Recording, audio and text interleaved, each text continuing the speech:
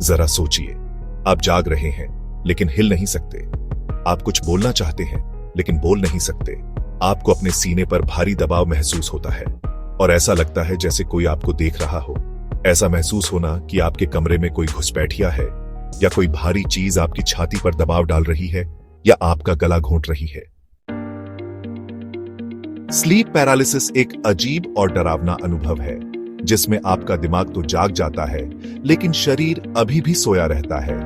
यह तब होता है जब आपका मस्तिष्क जाग जाता है लेकिन आपके शरीर की मांसपेशियां अभी भी नींद में होती हैं, यानी आप नींद और जागने की अवस्था के बीच फंसे होते हैं। नींद के दौरान खासकर रैपिड आई मूवमेंट होता है। यह आमतौर पर नींद से जागने या सोने से ठीक पहले होता है।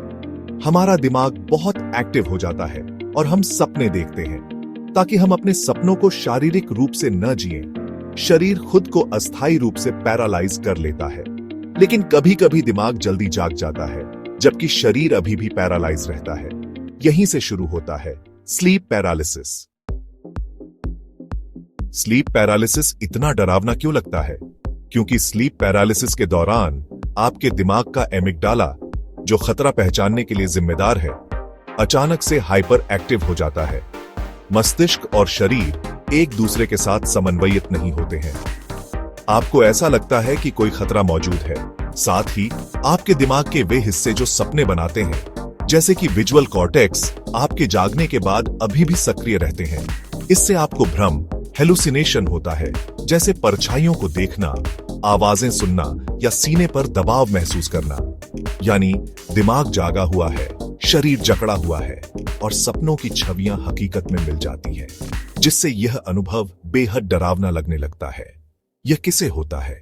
स्लीप पैरालिसिस किसी भी उम्र में हो सकता है। स्लीप पैरालिसिस को बढ़ावा देने वाले कारण हो सकते हैं नींद की कमी। पर्याप्त नींद न लेने से स्लीप पैरालिसिस का खतरा बढ़ जाता है, खासकर यदि आप लगातार नींद की कमी से पीड़ित हैं। अनियमित सोने का शेड्यूल, नियमित नींद का शेड्यूल न होने से, जैसे कि शिफ्ट वर्क या देर रात तक जागते रहना, अत्यधिक तनाव और चिंता, पोस्ट ट्रॉमेटिक स्ट्रेस डिसऑर्डर और बाइपोलर डिसऑर्डर जैसी मानसिक स्वास्थ्य स्थितियां स्लीप पैरालिसिस से जुड़ी हैं। शराब या नशीली दवाओं का सेवन भी स्लीप पैरालिसिस का कारण बन सकता है। यदि आप पीठ के बल सोते हैं तो स्लीप पैरालिसिस होने की संभावना अधिक होती है। उच्च रक्तचाप और नींद से जुड़ी बीमारियां जैसे नार्कोलेप्सी।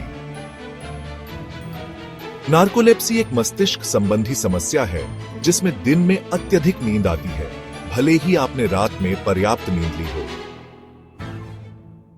अच्छी खबर यह है कि स्लीप पैरालिसिस खतरनाक नहीं होता। यह कुछ सेकंड से लेकर कुछ मिनटों तक ही रहता है और शरीर खुद ब खुद सामान्य हो जाता है। आप इन उपायों से स्लीप पैरालिसिस से बच सकते हैं। सबसे पहला उपाय, एक नियमित नींद का शेड्यूल बनाइए। सोने से 1 से 2 घंटे पहले स्क्रीन से दूर रहे। तनाव कम करने के लिए ध्यान या डीप ब्रीदिंग कीजिए। भरपूर नींद लीजिए। पीठ के बल सोने से बचिए। सोने से पहले शराब न पिएं, धूम्रपान न करें या अधिक भोजन न करें। स्लीप पैरालिसिस भले ही डरावना लगे, लेकिन जब आप इसके पीछे का विज्ञान समझते हैं तो यह रहस्य बहुत आसान और कम डरावना बन जाता है। यह बस आपके दिमाग और शरीर के बीच का एक अस्थायी मिसमैच है। यदि आपको स्लीप पैरालिसिस का अनुभव हो रहा है तो किसी डॉक्टर से परामर्श करना महत्वपूर्ण है, ताकि यह निर्धारित किया जा सके कि क्या कोई अन्य चिंता करने वाला वजह तो नहीं है और क्या किसी इलाज की आवश्यकता तो नहीं है। क्या आपने कभी स्लीप पैरालिसिस का अनुभव किया है? नीचे कमेंट में हमें बताइए। और अगर आपको यह वीडियो पसंद आया हो तो लाइक, शेयर और सब्सक्राइब करना न भूलें।